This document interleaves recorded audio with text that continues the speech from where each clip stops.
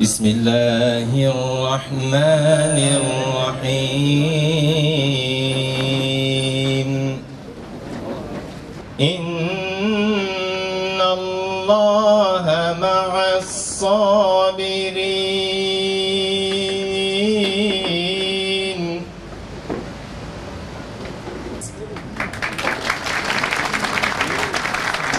Selamlamak önemli hizmetlerde bulunan, yaraları saran, yaralara merhem olan, vatandaşın yardımına her anda koşan çok önemli bir kuruluşumuz.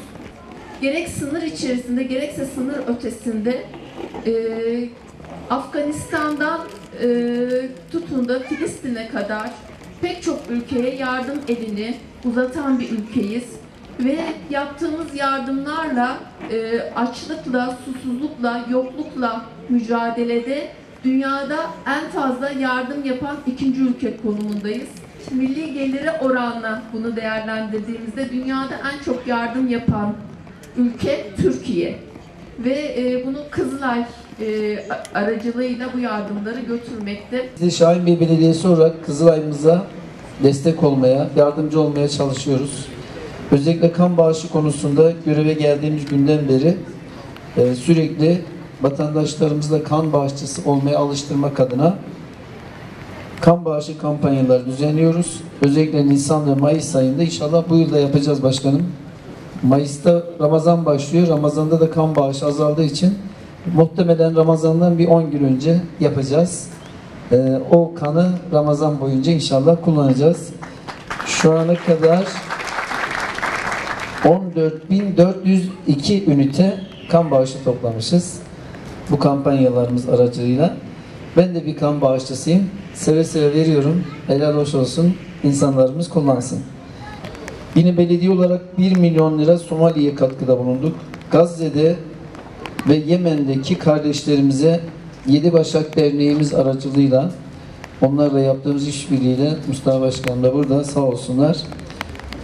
Memur Sayın Başkanımız da daha 10 gün önce geldiler oradan.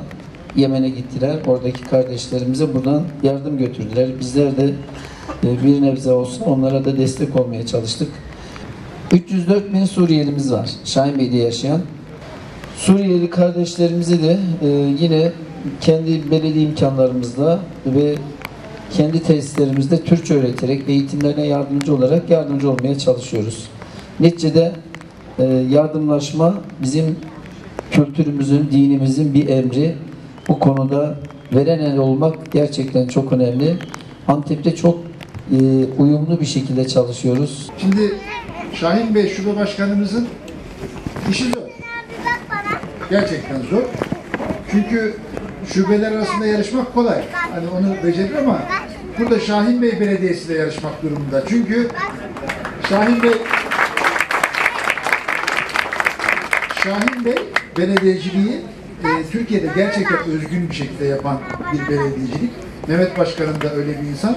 Yani hem sosyal belediyecilik anlamında bir katma değerli belediyecilik yürütüyor ama aynı zamanda sosyal yardımlar, sosyal kalkınma, insanı güçlendirme, toplumu güçlendirme, mesela bu arama kurtarma şeylerini bilmiyordum, yeni öğrendim. Yani afete hazırlık, risklerin azaltılması, afete müdahale, sonrasında iyileştirme. Ya biz ne yapıyorsak başkanım bunu yapıyormuş burada zaten. Kan toplama, sosyal yardımlar, muhacirlere, kardeşlerimize ensar olma. Yani varlık sebeplerimiz ve faaliyet alanlarımızın tamamında hizmetleri var. Belki öğreneceğimiz şeyler olacak ondan ki çok şey olduğunu biliyoruz. 150 yıllık kurumun, Hilal Ahmer'in, Türk Kızılay'ın Şahinbey'de bayrağının dalgalandırılmasına vesile olan değerli başkanımıza şükranlarımızı arz ediyoruz.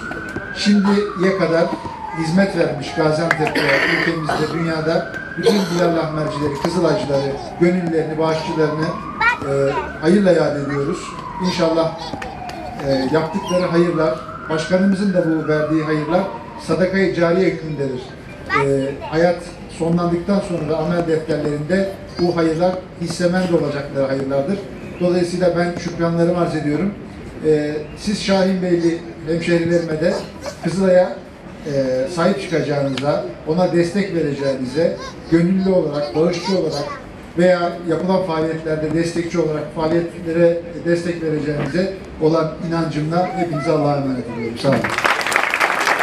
Dünya üzerinde ne kadar mazlum halklar zulme uğrasa, baktığımızda her zaman yönlerini Anadolu'ya çevirmişlerdir. Biz hiçbir zaman dil, din, ırk, renk gözetmeksizin bütün toplumlara kucak açmışızdır. Bunu tarihimizin her sayfasında, her asrında görmekteyiz. 1492 yılında baktığımızda şu anda Yahudi Beni İsrail dediğimiz kavim İspanya'da Haçlı zulmünden kaçarken biz onlara da yaklaşık 100.000 kişiye kapı açmışız. Yine günümüzde toplumumuza baktığımız zaman 90'lardaki Bosna Savaşı'nda yine aynı şekilde biz yardım etmişiz. Çeçenistan Savaşı'nda kapılarımızı yine Çeçen halkına açmışız. Iğdır'a, Kars'a gittiğimizde Azeri kardeşlerimize kapı açtığımızı ve orada Azerilerimizi görüyoruz. Erzincan'a gittiğimizde Ahıska Türklerini görüyoruz. Onlara da kapılarımızı açmışız. Ve inanın dünyadaki bütün mazlumlar ve günümüzdeki yine aynı şekilde zulme uğramış Doğu Türkistan kardeşlerimiz, Arakan'dakiler, Yemen'dekiler hepsi bizden umutla yardım bekliyorlar. Biz de bu yardımların ve Anadolu'nun bu yüklenmiş olduğu misyonun Allah'a şükür farkındayız. Omuzlarımızdaki yükün gerçekten çok ve çok farkındayız ve bu bilinç ile her zaman çalışacağımıza inanıyorum. Bu işe de Bismillah dediğimiz için size bir Bismillah tablosu. Her işe Besmele ile başlamak lazım.